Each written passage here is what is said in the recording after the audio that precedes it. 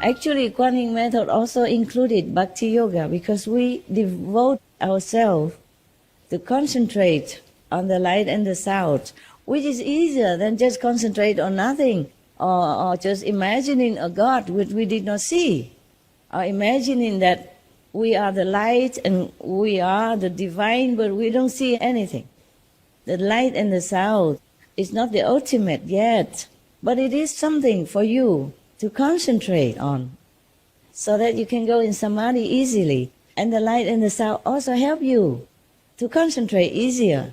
Of course, not all of you that I know, because when you've grown up already, you're too preoccupied with so many things in this transient world. Very difficult for you to go inside. But at least, now and then, whoop, there's a light. Okay, concentrate more for more light. Gone. When you're too eager to catch the light again, it's gone. Luckily, the sound is always there 24/7. And that is your rock to lean on, okay? It won't leave you. Even when you're unconscious, the sound is going on still to help you, to help your soul, to help your consciousness. Help you in every way, okay? Yeah. Unless it's your time to go, even in accident, it helps you to lighten the impact of the accident and help you in many ways, daily, even if you don't know it. Yeah, you don't know it. Otherwise, you will be kneeling all day, 24 hours, to thank you.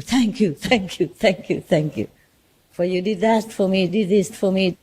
The master power, the light and the sound, always helping you. And we are very ungrateful indeed, because we don't really realize too much about it. Some do, some don't, and sometimes we do, sometimes we don't. But it's always there for you. It's our true self. It's our master self. Of course, you help yourself, no? Who wouldn't try to help him or herself? If you're hungry, of course you're going to try to find food for yourself, no? If you're thirsty, you're going to try to find something to drink for yourself, no? Because you're feeding yourself. You're helping yourself. The same. The light and the sound is like that. It's yourself, your true, real self. Imagine our little brain, it is not much of a computer. And we can use only 5 to maximum 8%, average people. And we still know how to take care of ourselves. Go, this is my body, man. I take care of it. I wear nice clothes. I keep it warm. I make food for it. I keep drinking, make it look healthy, happy. Yeah, just a little brain can take care like that. Imagine your true, real, divine self. How would it not take care of you? Because it's yourself. The self take care of the self. So actually, the Kuan Yin method is also a bhakti type of yoga included inside. Any kind of undiluted attention will also bring you some result in wellness, spiritually, mentally, also bodily, okay? So like when you have severe headache, sometimes you just go do immediate Kuan Yin and it's gone immediately. Isn't that so? Yes. Yeah, I'm telling you. No other can heal you so fast like that. We are not practicing Kuan Yin method for headache, but I'm just saying it's the self who take care of the self, yeah? And the rest sometimes we cannot because of karma, Otherwise you can heal yourself already. Yes. Sometimes if you have some pain somewhere and you put your hand there together and you call on your healing power.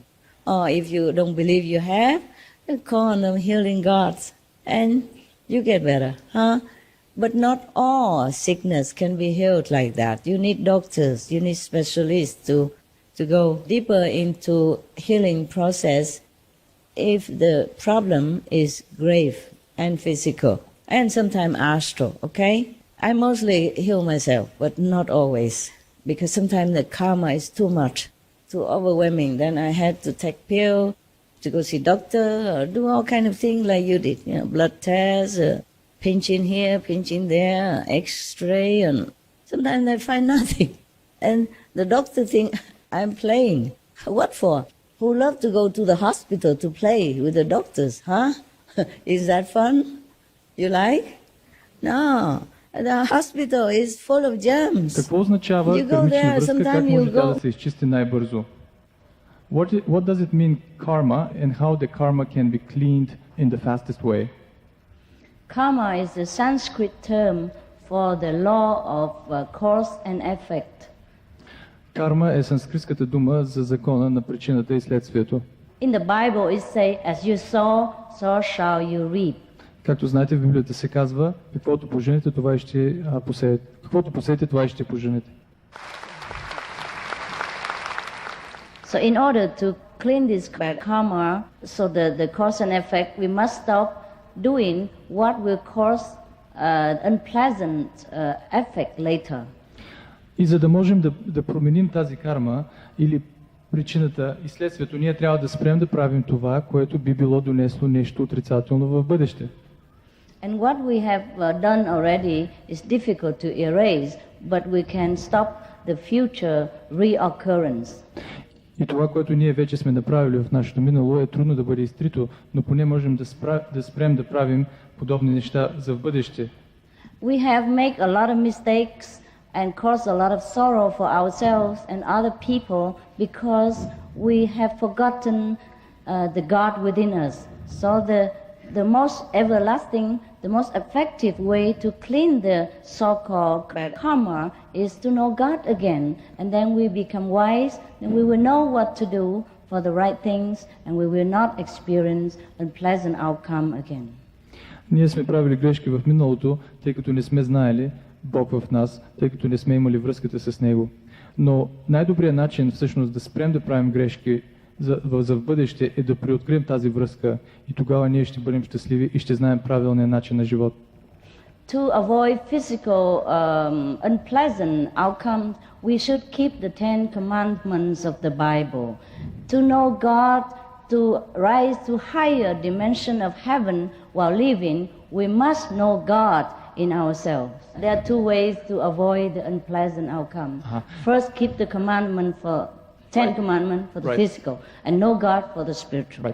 Има два начина, по който може да избегнем създаването на отрицателна карма. Първият начин е да спазваме 10 заповеди в Библията, които ни учат на морален живот.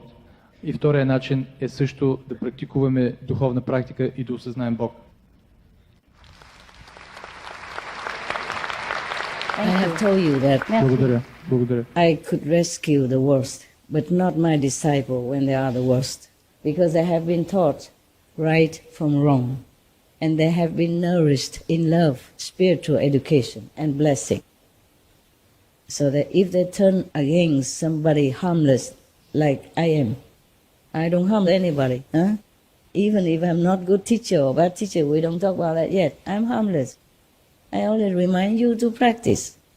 If you come to my house, I make sure you're comfortable as much as I can afford. I would like to build more mansion for you. But what for? You won't stay long anyway. You just come for a few days and you go home. You have home. You're not homeless. Number one. Number two, I use my money for more desperate people. Sorry to say that. I do love you, but I feel that you're not as desperate as so many people. You can see some TV, children, only bones and skin. Woman being harassed and molested because she has to walk 10 kilometers to have some water, to fetch some water to bring home to her children to use. Or some refugees, they came into cold country and they have nothing. Children walk barefoot and they just cover themselves with a little plastic. No wall around, no chimney, no heater, nada. These people, they're more desperate. Or some people have disaster, it suddenly has no home, no money. Even if they have credit card, for example, it's gone already with the flood. They cannot prove anything immediately. They're hungry, they're thirsty, they're cold. These immediate we help. Chiu chi la. Chiu chi. This one, meaning emergency help until they get back on their feet. I am not richer than anybody on this planet. I'm not the richest. I'm not even the medium rich. I just give a lot. And then people think I have a lot of money. I do still have. I don't take your money. I don't charm you to do things for me. I just tell you, go out, help others. Nah? You don't give me money. You go out, give to the poor people. Or open restaurant. Help others spiritually as well as physically. Or if you cannot open restaurant because it costs a lot of work and manpower, then you open a small grocery store, vegan. Then it's very good for the world and for other people. Help them to realize vegetarian is easy, something like that. And we do it together. I mean, I do mine, you do yours. So you do what you can and keep what you have. I don't take anything from you. As far as I'm concerned, I know I'm harmless, okay? So if anyone who tried to harm such a harmless person, then of course the karma is very bad. Plus, because I'm very beneficial to many people, so that will include all your karma inside for that person. That's why nobody punish him, her, they have to take it. Because I'm working for the world, not just my own karma only. So if they harm me, they will have to reckon with all the karma of the people, initiated or non-initiated as well, obstructing my mission to help people to elevate. That is the problem, not just my personal physical body. That's why initiates who went against any master are very difficult to redeem. The soul might not be destroyed completely, but it could be encased in a box forever. That is almost like destroyed. You cannot do anything anymore. You're not self anymore. You're finished. No one can help you anymore. You will never remember a name of a Buddha. You cannot even open the mouth to say a name of the Buddha. The karma just shut everything up from you and just give you punishment forever, and you cannot get out. It's a very terrifying situation. But the people who do bad things, they don't know all this. They do know, they just think that they don't see it. So it may be no problem. Actually, It's we a don't big have problem. that many choice. We only think we have choice. That's a Maya power. Now I tell you the example. For example, you have two choices to make, right? And you think you make this choice because it's correct. Right, you're happy. You make this choice. You go into success. But it's not true. If it is supposed to be God's will that you success in this choice, then you will success. Otherwise, you at the end, you will come round to the other choice. And then at that time, you think, I have no other choice.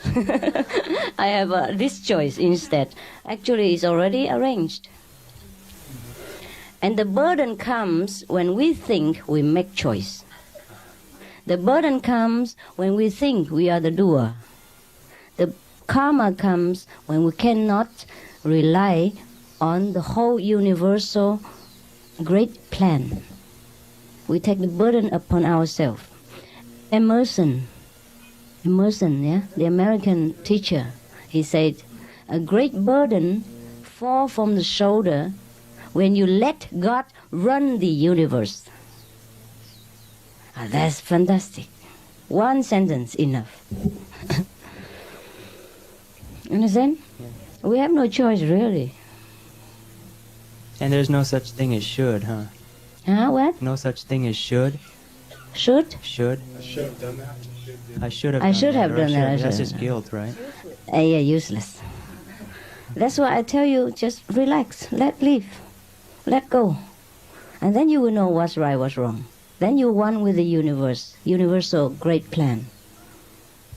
Okay. Otherwise, in the universal plan, we are just nothing. We're just a bubble in the sea. Come and go very fast. But because of the time impression that we think we have a duration of something. Understand? In universal understanding, there's no such thing. Anything exists. Any time, any duration at all. It exists because the Maya power let us know that we exist. That we have a duration of a lifespan, etc. That we do something in a certain length of time. It is all Maya's play. but it's all right. Let's play with it. Okay?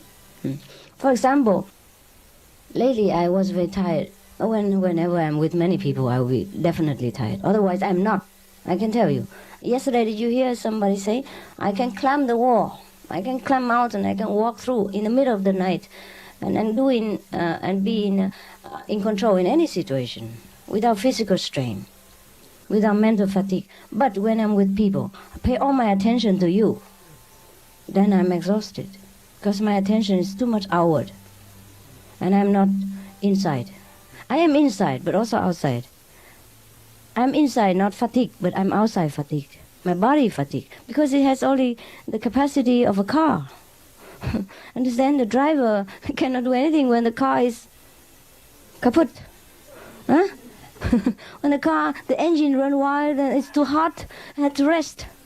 Otherwise it will bust. Understand? That's it, that's all. My body is just a car. I can drive it crazy sometimes, but it has to stop sometimes.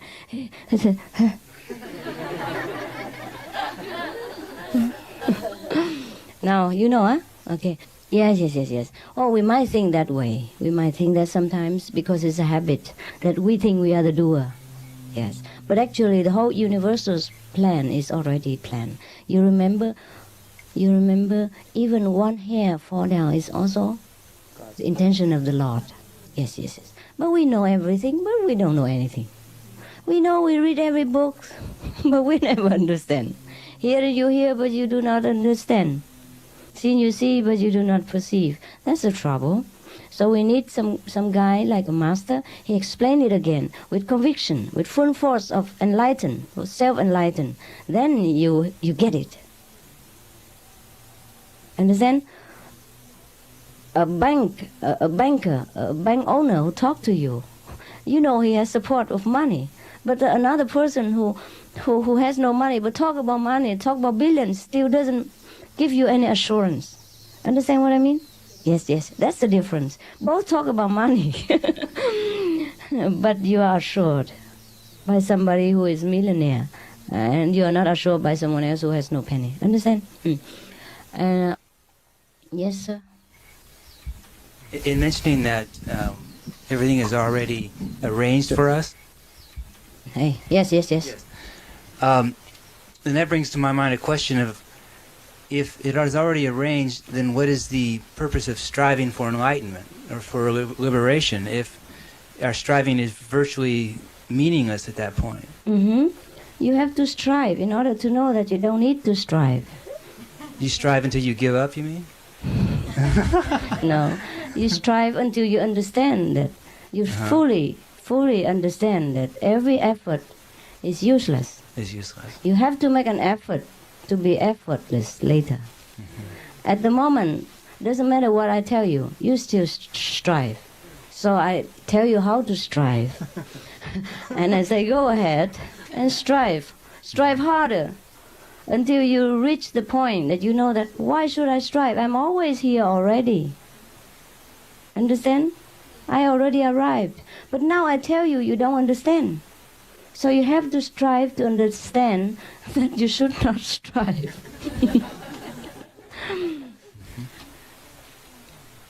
Okay, Vincent? Because now, if I tell you don't strive, can you stop? Can you just relax and surrender? If you can? Well, I found myself doing that, but then feeling a little bit behind schedule and getting back into striving again. Yeah, yes, that's it. So you still are not there. You see what I mean? Right, but more so than before. Then you try to strive more. And then one day you will stop striving. That's the purpose. Huh? That's the purpose. Because if we don't strive now, we cannot feel at ease. Until you stop striving and you still feel at ease, then it's all right. Now, if you don't strive, you're in trouble. Right? So if say I was to stop striving, but say stop striving even though I don't have the total knowing of that, that would be also ineffective. Is that what you're saying? Ineffective. So you have to really come to that level of understanding. Yes. Before then. Yes. Okay. Not intellectual understanding, but truly relaxed. Truly at home. Now, intellectually, you understand what I'm talking about. Well, yes. You do. But it's different from realization. Yeah, all right?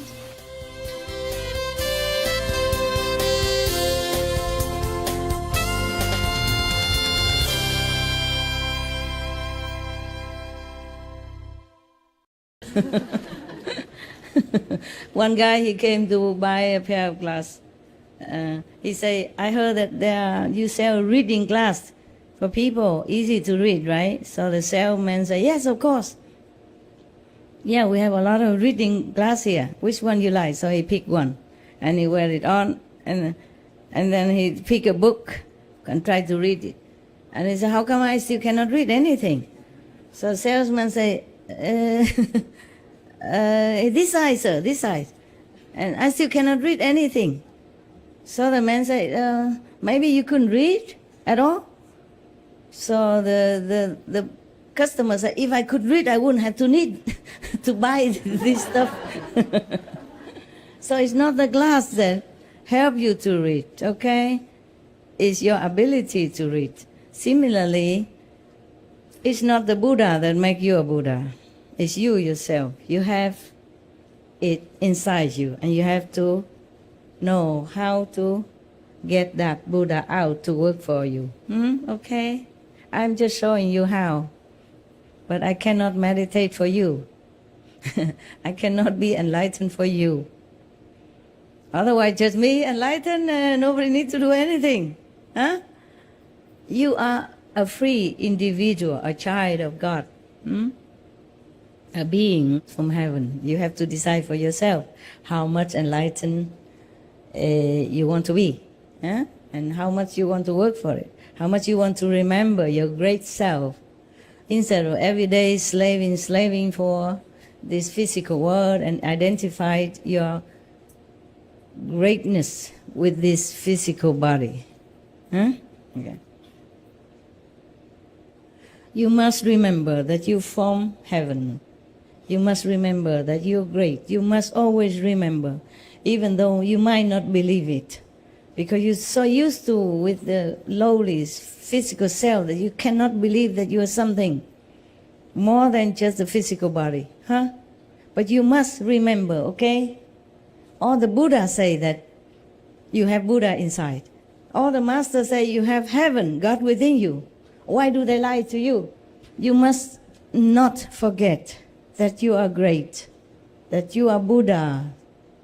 Or maybe not yet realize Buddha, but you are Buddha and you're going to be Buddha. Okay? The way you are. You must remember. Believe it or not believe, you should remember all the time. I know it's difficult because you're busy and you're so used to with the physical body, but must remember, okay? For me, it's the opposite. I must remember that I'm here in the world and I have to do my job. You must never forget, even though it's hard. Even if you cannot believe that you are the Buddha, that you are great saints, should remember what I said to you. If you don't believe me, believe in Jesus. Okay? Jesus say, what I do, you can do better. And you are the children of God. And the Holy Spirit dwells within you. So, believe Jesus, okay? And the Buddha say, I already achieved Buddhahood, and you will. You are the future Buddha. So believe in these great beings, okay? All the masters say you are children of God. No one say that we are the children of the devil, so you must remember that, okay? And if we are the children of God, means at least we are God-like. If not outside and inside. Outside is just some characters, born with it, or inherited from parents or circumstances or background or education. Inside, you're pure. You're God. You're the goddess and goddesses. You are saints. And you're the Buddhas, Bodhisattvas. There was a story I read somewhere. A man who would just walk somewhere in the forest and he saw a big eagle egg. And he just took it home and put it together with the chicken's eggs. And then the mother hen also hatched hatch them all together. Yeah. And then when the time comes, our chickens come out, the eagle also come out. Yeah, also came out. All of them came out together. And the eagle lived with the chickens. Of course, eat what the chicken eat, walk like the chicken, talk like the chicken, and run like the chicken. Yeah. And one day, the eagle became very old already. Yes. And then one day he looked up in the sky. He saw some eagle, real eagle, flying in the sky. And he asked the chicken, older chicken who were more knowledgeable, who are these? And the older chicken said, these are eagles. They are the kings of the birds. Yeah, they are majestic. They fly in the sky. They go from one mountain to another. They eat from pure food and they drink from the purest stream. And who are we? We're just chicken.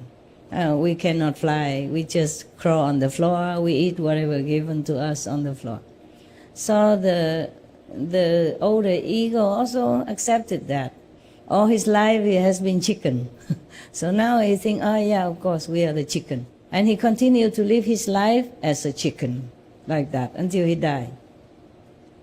Don't wait until you're older and look up in the sky and see all the invisible eagles flying everywhere, or other initiate nearby flying past you. Don't wait. Meditate well, okay? Work hard to liberate yourself. You are a free soul already, just that you have to know it. Yeah, you have to know it. Just like you're born as a prince, you're little one. Everybody tell you you're a prince, but you don't know what prince means. Still, you should remember because they told you you're a prince. And then later you grow up, you know what prince is, okay? Similarly, right now you are newly initiated, you can't remember much. You don't understand much, but you will grow into princely grandeur and majesty. Okay?